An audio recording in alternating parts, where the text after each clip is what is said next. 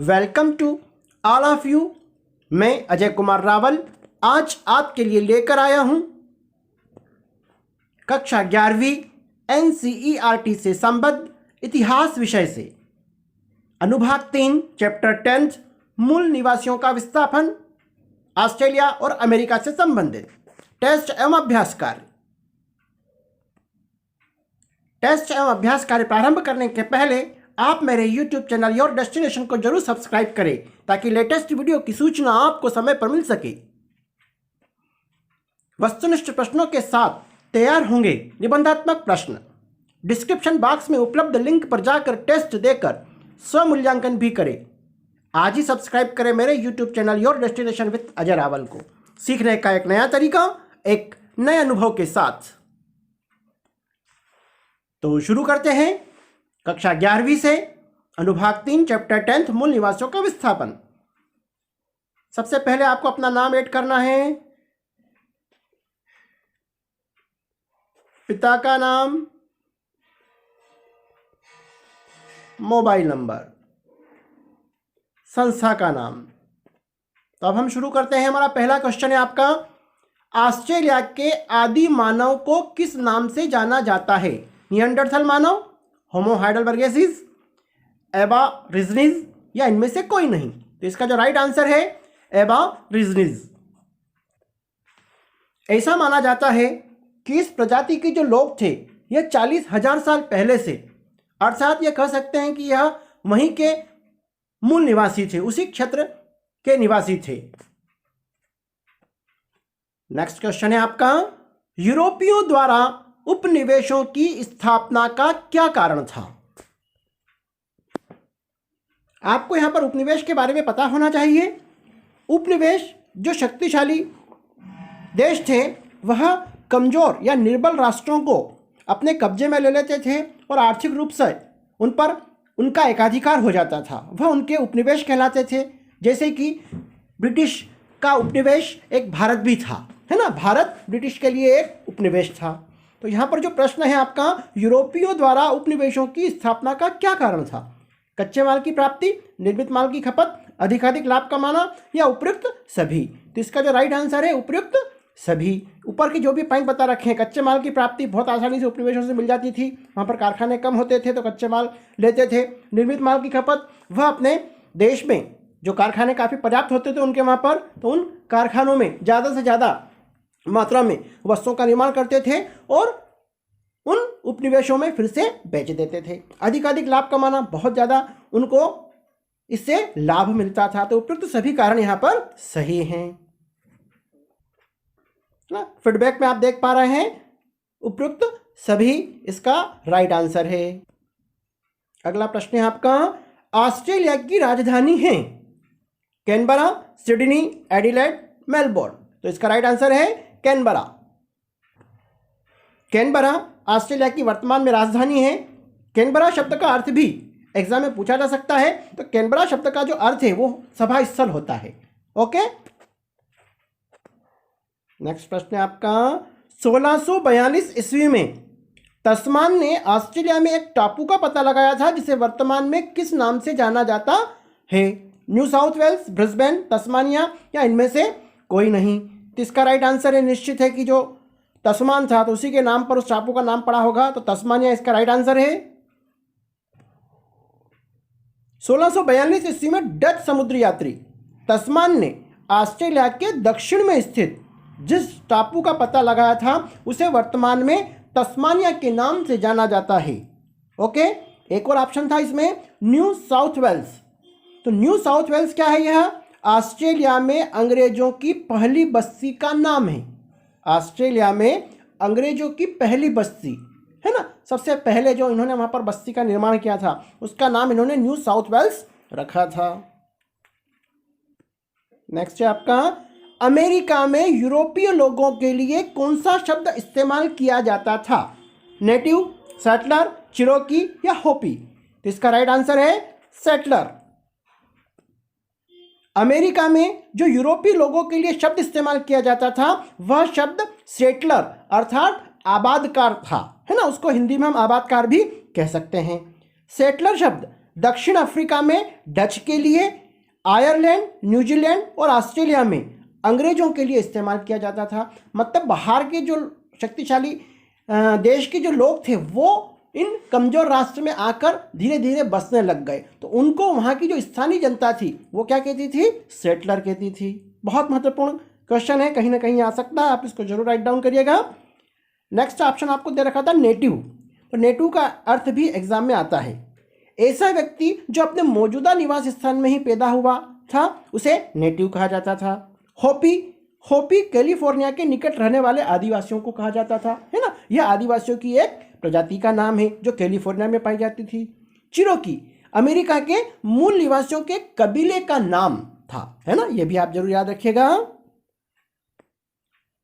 Next है आपका Australia की खोज कब और किसने की? 1492 ईस्वी में कोलंबस ने, 1498 ईस्वी में वास्को डी गामा ने, 1770 ईस्वी में जेम्स कुक ने, या 1500 ईस्वी में कैब्राल ने? तो इसका जो राइट आंसर है 1770 ईस्वी में जेम्स कुक ने की थी। 1770 ईस्वी में जेम्स कुक ने ऑस्ट्रेलिया की खोज की थी। आपको यहाँ पर पता होना चाहिए जेम्स कुक जो था एक ब्रिटिश नाविक था, ठीक है, यह ब्रिटिश नाविक था जिसने 1770 ईस्वी में ऑस्ट्रेलिया की खोज की थी। इसी प्रकार आपको जो अन्य ऑप्शन दे रखे हैं उनके बारे में भी आपको नॉलेज होना चाहिए। 1492 ईस्वी में कोलंबस ने अमेरिका की खोज की थी, है ना, उत्तरी अमेरिका की खोज की थी। 1498 ईस्वी में जो अन्य ऑप्शन दे रखा था वास्को डी गामा ने, तो इसने भारत के समुद्री मार्ग की खोज की थी। और नेक्स्ट ऑप्शन था आपका कैब्राल ने, तो लगभग 1500 ईस्वी में, है ना। यहाँ पर अन्य बुक में आपको कहीं ना कहीं इसका आंसर दूसरा भी हो सकता है, लेकिन संभावित 1500 ईस्वी में कैब्राल ने ब्राजील की खोज की थी, है ना। तो ये किसने कब खोज की थी इसके बारे में यहाँ पर बताया गया है। तो ये अन्य विकल्प जो है ये भी क्वेश्चन बनकर कहीं ना कहीं आपके आ सकते हैं, तो इसको भी जरूर नोट करिएगा।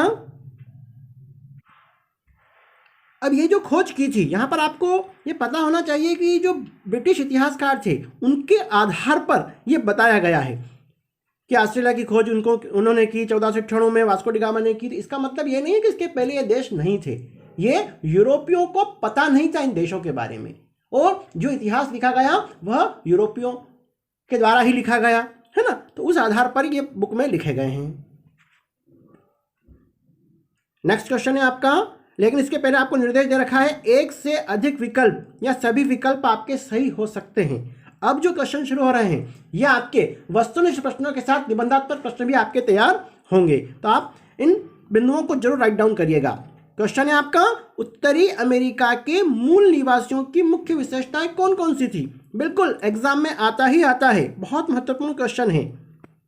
ये लोग सामान्यतः मछली और मांस का सेवन करते थे, बिल्कुल। ये लोग सब्जियां तथा मकई भी उगाते थे, मकई, मक्का, है ना, उत्तरी अमेरिका की मुख्य फसल मानी जाती थी। तो ये लोग सब्जियां तथा मकई भी उगाते थे, लेकिन इन्होंने बड़े पैमाने पर खेती करने की कोशिश नहीं की, क्योंकि ये लोग प्रायः मांस की खोज में लंबी यात्राओं पर निकल जाते थे। बिल्कुल यह भी सही है। ये लोग 100 से अधिक भाषाएं बोलते थे, है ना, 100 से अधिक इनकी भाषाएं थी, ये भी सही है। ये लोग शिकार, मछली पकड़ना, संग्रहण, बागवानी और खेतों में जो जो संभव होता था वह सब आजमाते हुए अपनी जीविका अर्जित करते थे, बिल्कुल। औपचारिक संबंधों को बनाना, मित्रता स्थापित करना और उपहारों का आदान प्रदान करना उनकी परंपरागत विशेषताएं थी, है ना। औपचारिक संबंध बना लेते थे, ये मित्रता करते थे। जो भी बाहर के लोग आते थे, यूरोपीय लोग वहाँ आकर बसे, तो उनसे काफ़ी मित्रतापूर्ण व्यवहार करते थे और उनको उपहारों में कई प्रकार की वस्तुएं प्रदान करते थे। तो यह उनकी परंपरागत विशेषताएं थी। तो ये जो लास्ट बिंदु है यह भी आपका एक अलग से 2 नंबर में प्रश्न बनकर आ सकता है। प्रश्न यूं बन आ सकता है आपका उत्तरी अमेरिका के मूल निवासियों की परंपरागत विशेषता कौन सी थी? तो ये 2 नंबर में आप लास्ट वाला बिंदु हाईलाइट कर सकते हैं। बाकी यदि ये 4 या 5 नंबर में आता है तो सभी विशेषताएं आपको याद करना है। फीडबैक में आप देख पा रहे हैं सभी जो आपके बिंदु हैं वो सही हैं, आप इसको जरूर राइट डाउन करिएगा। नेक्स्ट क्वेश्चन है आपका उपहारों के आदान प्रदान को लेकर यूरोपियों और उत्तर अमेरिका के मूल निवासियों के दृष्टिकोण में क्या अंतर था? बहुत वेरी आईएमपी क्वेश्चन है, जो अभी हमने लास्ट बिंदु में जो चर्चा कर रहे थे उसी को यहाँ पर अलग से हाईलाइट किया गया है। एक और अन्य क्वेश्चन आपका तैयार हो रहा है। उपहारों के आदान प्रदान को लेकर यूरोपियों और उत्तर अमेरिका के मूल निवासियों के दृष्टिकोण में क्या अंतर था? उत्तरी अमेरिका के मूल निवासी यूरोपीय लोगों के साथ मित्रतापूर्ण व्यवहार रखते थे। बिल्कुल, उत्तरी अमेरिका के जो मूल निवासी थे वह जो यूरोपीय लोग आए थे उनसे मित्रतापूर्ण व्यवहार रखते थे। यूरोपीय लोगों का मुख्य उद्देश्य उत्तरी अमेरिका से व्यापार करके अधिक से अधिक लाभ प्राप्त करना था। जो यूरोपीय लोग वहाँ पर आकर बस रहे थे उनका सिर्फ एक ही उद्देश्य था कि अमेरिका से ज़्यादा व्यापार करके अधिक से अधिक लाभ कमाएं। दोनों के दृष्टिकोण में काफ़ी अंतर था। ओके, पश्चिमी यूरोप में उत्तरी अमेरिका की रोएदार खाल की मांग काफ़ी थी, तो यूरोपीय व्यापारियों की इस मांग को पूरा करने के लिए उत्तर अमेरिका के मूल निवासियों को सैकड़ों उदबिलावों का शिकार करना पड़ता था, जिससे वह बहुत दुखी होते थे, है ना। उदबिलाव एक प्रकार का जानवर था जो उत्तरी अमेरिका में बहुतायत में पाया जाता था। जो उसकी रोएदार खाल होती थी वह पश्चिमी यूरोप में काफ़ी मांग थी, इस कारण उनको उदबिलावों का शिकार करके उनको रोएदार खाल उपलब्ध कराना पड़ती थी। ओके, यूरोपीय व्यापारी उत्तरी अमेरिका के लोगों को उनकी वस्तुओं के बदले कभी तो बहुत सारा सामान देते थे और कभी बहुत ही कम सामान देते थे, है ना। तो यूरोपीय लोगों के इस लालच को देखकर मूल निवासी काफ़ी दुखी होते थे। तो ये जो बिंदु बताए गए हैं ये दोनों का अंतर, दृष्टिकोण में क्या अंतर था यह यहाँ पर बतलाया गया है। बहुत महत्वपूर्ण क्वेश्चन है, आप इसको भी तैयार करें। फीडबैक में आप देख पा रहे हैं आपके जो भी बिंदु हैं वो सभी सही हैं। नेक्स्ट क्वेश्चन है आपका, गोल्ड रश से किस प्रकार औद्योगिक विकास संभव हुआ। तो गोल्ड रश जो आपका पहले बिंदु में यहाँ पर समझा रखा है, गोल्ड रश उस आपाधापी का नाम है जिसके अंतर्गत बड़ी संख्या में यूरोपीय लोग अपना भाग्य संवार लेने की उम्मीद के लिए अमेरिका जा पहुंचे थे। मतलब गोल्ड रश का जो तात्पर्य है ज्यादा से ज्यादा सोना उस क्षेत्र में होना। ओके, तो 1840 ईस्वी में जो संयुक्त राज्य अमेरिका का कैलिफोर्निया नामक स्थान था वहां पर सोने के कुछ चिन्ह प्राप्त हुए। तो इस घटना को वहां पर क्या कहा गया, गोल्ड रश, है ना। यह घटना क्या कहलाई, गोल्ड रश के नाम से जानी गई। और गोल्ड रश में यूरोपीय लोग अपना भाग्य आजमाने के लिए ज़्यादा से ज़्यादा वहाँ पर आने लग गए। ओके, तो पहला बिंदु भी आपका सही है। दूसरा, गोल्ड रश के परिणाम स्वरूप संयुक्त राज्य अमेरिका में वृहद औद्योगिक विकास प्रारंभ हुआ। इसके तहत रेलवे लाइनों का निर्माण किया गया, है ना। जब औद्योगिक विकास प्रारंभ हुआ तो सामान को एक स्थान से दूसरे स्थान पर ले जाने के लिए रेलवे का निर्माण किया जाने लगा। बिल्कुल सही है। रेलवे के निर्माण से वहां पर कारखानों की स्थापना बहुत तीव्र गति से हुई। जब रेलवे का निर्माण हो गया तो औद्योगिक विकास बहुत तेज गति से होने लगा, है ना। संयुक्त राज्य अमेरिका में खेती का भी बड़े पैमाने पर विकास हुआ। कृषि योग्य भूमि के विस्तार के लिए बड़े बड़े क्षेत्रों को साफ करके उन्हें कृषि क्षेत्र के रूप में उपयोग किया जाने लगा। ये वाला बिंदु भी आपका सही है। तो यहाँ पर जो बिंदु बताए गए हैं इस चारों बिंदु आपके सही हैं। यह गोल्ड रश से औद्योगिक विकास कैसे संभव हुआ इसके बिंदु यहाँ पर बतलाए गए हैं। ये प्रश्न आपका एक और तरीके से पूछा जा सकता है। गोल्ड रश से संयुक्त राज्य अमेरिका में हुए रेलवे निर्माण, उद्योगों के विकास तथा खेती के विस्तार में क्या भूमिका रही, है ना। गोल्ड रश की उद्योगों के विकास में, रेलवे निर्माण में और खेती के विस्तार में क्या भूमिका रही, तो भी आप इसको इन्हीं बिंदुओं के माध्यम से हाईलाइट करके लिख सकते हैं। फीडबैक में आप देख पा रहे हैं सभी आपके जो बिंदु हैं वो सही हैं। ये बिंदु भी आप जरूर नोट कर लीजिएगा। 1840 ईस्वी में संयुक्त राज्य अमेरिका के कैलिफोर्निया नामक स्थान पर सोने के कुछ चिन्ह प्राप्त हुए थे। इस घटना को गोल्ड रश को जन्म दिया। नेक्स्ट क्वेश्चन आपका, इतिहासकारों ने ऑस्ट्रेलिया के मूल निवासियों को इतिहास की पुस्तकों में शामिल क्यों नहीं किया गया, है ना। इतिहास की पुस्तकों में जो ऑस्ट्रेलिया के मूल निवासी थे उनका कहीं वर्णन नहीं था। क्यों नहीं था? ऑस्ट्रेलिया के मूल निवासी ने कैप्टन कुक की हत्या कर दी थी, इस कारण अंग्रेज लोग नाराज हो गए थे, है ना। ऑस्ट्रेलिया के जो मूल निवासी कैप्टन कुक था उसकी हत्या कर दी गई थी, इस कारण अंग्रेज लोग उनसे नाराज थे और उन्होंने इन मूल निवासियों के बारे में इतिहास में कुछ भी नहीं लिखा। ऑस्ट्रेलिया की आबादी काफ़ी दूर दूर तक फैली हुई थी। यहाँ के अधिकांश शहर समुद्र तट के साथ साथ बसे हुए थे और जो यूरोपीय आबादकार थे, सेटलर थे, उनने मूल निवासियों को वहाँ से निकालने की कोशिश की तो दोनों के संबंध तनावपूर्ण हो गए। ये भी एक कारण था, इसलिए उन्होंने इतिहासकारों ने ऑस्ट्रेलिया के मूल निवासियों को पुस्तकों में शामिल नहीं किया गया। प्रारंभ में इंग्लैंड से अपराधी लोगों को सजा भोगने के लिए ऑस्ट्रेलिया भेजा जाता था और ये अपराधी प्रवृत्ति के लोग मूल निवासियों को बहुत परेशान करते थे, उनसे ज़मीन छीन लेते थे ज़बरदस्ती और उन पर कई प्रकार के अत्याचार करते थे। तो ये वाला बिंदु भी आपका सही है। प्रारंभ में ऑस्ट्रेलिया के मूल निवासियों और अंग्रेजों के संबंध मधुर थे। जब शुरुआत में आए थे तो एक वस्तु दूसरे वस्तुओं का आदान प्रदान करते थे, लेकिन धीरे धीरे वह मूल निवासियों का शोषण करते रहे, इससे संघर्ष की स्थिति बनने लगी। ये बिंदु भी सही है। तो उक्त सभी बिंदु आपके सही है। इन्हीं बिंदुओं के माध्यम से ब्रिटिश इतिहासकारों ने जो ऑस्ट्रेलिया के मूल निवासी थे उनको पुस्तकों में शामिल नहीं किया गया, उनके इतिहास को। अब हम आ गए हैं क्वेश्चन नंबर 11, सही जोड़ी। एक भाग में आपको दे रखा है, किसी आधिपत्य वाले क्षेत्र की सीमा मूल निवासी छोटे छोटे इलाकों में कैद कर दिए जाते थे। New South Wales, the great Australian silence व्याख्यान, कनाडा की राजभाषा, है ना। ऊपर ऑप्शन दे रखे हैं आपको, फ्रांसीसी, E.H. स्टेनर, फ्रंटियर, रिजर्वेशन अर्थात आरक्षण, ऑस्ट्रेलिया में अंग्रेजों की पहली बस्ती। ओके, तो जो पहला है आपका किसी आधिपत्य वाले क्षेत्र की सीमा, ये क्या कहलाती थी? फ्रंटियर। बिल्कुल, बहुत महत्वपूर्ण है, किसी आधिपत्य वाले क्षेत्र की सीमा, है ना, यह क्या कहलाती थी? फ्रंटियर। फ्रंटियर का अर्थ होता है सरहद अर्थात सीमा, है ना। इससे संबंधित एक क्वेश्चन आएगा, हम आगे चर्चा करेंगे। मूल निवासी छोटे छोटे इलाकों में कैद कर दिए जाते थे, इस घटना को क्या कहते थे?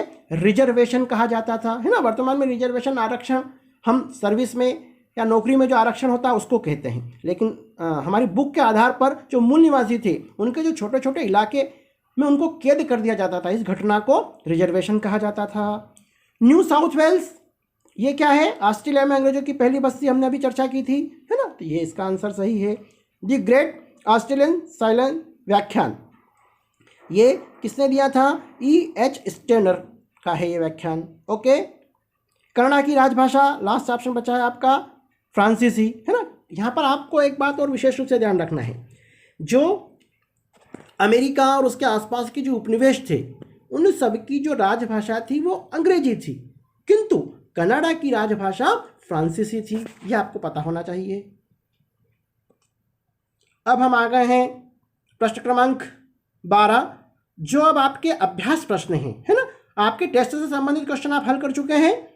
12वां क्वेश्चन है आपका, संयुक्त राज्य अमेरिका के मूल निवासियों का विस्थापन और दमन किस प्रकार हुआ, विवेचना कीजिए। बहुत अच्छा प्रश्न है। जो संयुक्त राज्य अमेरिका के मूल निवासी थे उनको वहां पर भूमि से कैसे बेदखल कर दिया गया और उन पर किस प्रकार अत्याचार किए गए, इसके बारे में आपको यहाँ पर वर्णन करना है। इसका आंसर आप देख पा रहे हैं, संयुक्त राज्य अमेरिका में जैसे जैसे यूरोपियों की बस्तियों का विस्तार हुआ वैसे वैसे वहां के मूल निवासी अपनी भूमि से बेदखल किए जाने लगे। ठीक है, यूरोपीय बस्तियां बढ़ती गई और मूल निवासियों को अपनी भूमि से बेदखल कर दिया गया। यूरोपीय लोगों ने मूल निवासियों से भूमि की बिक्री के समझौते पर किसी भी प्रकार से हस्ताक्षर कराने के बाद उन्हें अपनी भूमि छोड़ने के लिए विवश कर दिया गया। क्योंकि वो ज़्यादा पढ़े लिखे नहीं थे तो उन पर जबरदस्ती हस्ताक्षर करवा दिए जाते थे, अंगूठा लगवा दिया जाता था और वो भूमि अपने नाम कर लेते थे। संयुक्त राज्य अमेरिका के उच्चाधिकारी भी मूल निवासियों के प्रति सहानुभूति नहीं रखते थे, है ना। वह मूल निवासियों को उनकी भूमि से बेदखल करना अनुचित नहीं मानते थे। ओके, मूल निवासियों को असभ्य और आलसी कहते थे और वे उनका लगातार शोषण करते थे।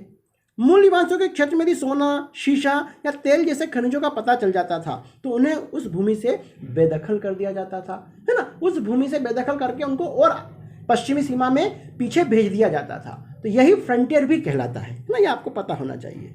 ओके, तो मूल निवासियों को छोटे छोटे इलाकों में कैद कर दिया जाता था, इन्हें रिजर्वेशन कहा जाता था, अभी हमने इससे चर्चा करी।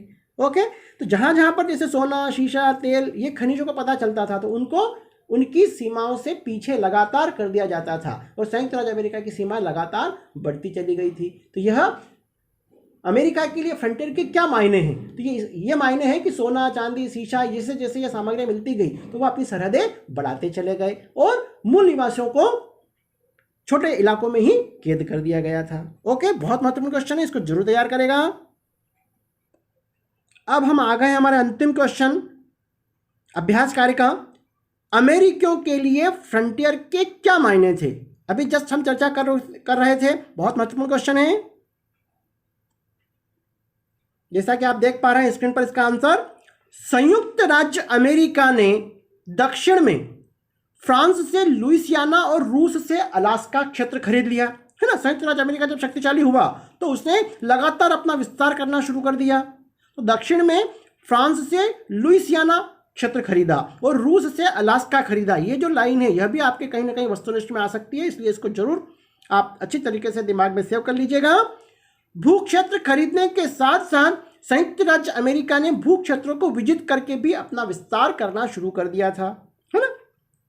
इस दौरान भू क्षेत्रों को खरीदते एवं बेचते समय वहां के मूल निवासियों की सहमति लेने की आवश्यकता नहीं समझी जाती थी। उन पर जबरदस्ती दबाव डाला जाता था, उनसे भूमि छीन ली जाती थी। ओके, परिणामतः संयुक्त राज्य अमेरिका की पश्चिमी सीमा अथवा जो उनकी सरहद थी अथवा जिसको हम फ्रंटियर कहते थे, वो लगातार खिसकती रहती थी।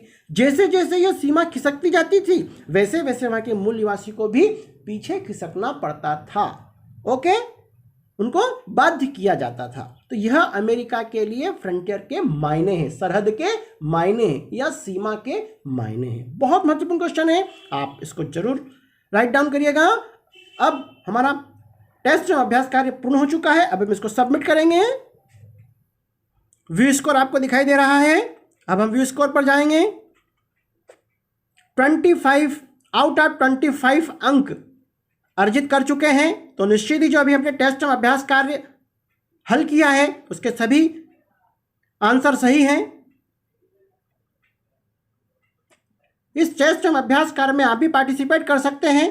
डिस्क्रिप्शन बॉक्स में इसकी लिंक उपलब्ध है, उस लिंक पर जाकर आप स्वयं अपना स्वमूल्यांकन करें। यदि वीडियो पसंद आया हो तो आप लाइक एवं शेयर जरूर करिएगा और मेरे YouTube चैनल को जरूर सब्सक्राइब करें। धन्यवाद। जय हिंद, जय भारत।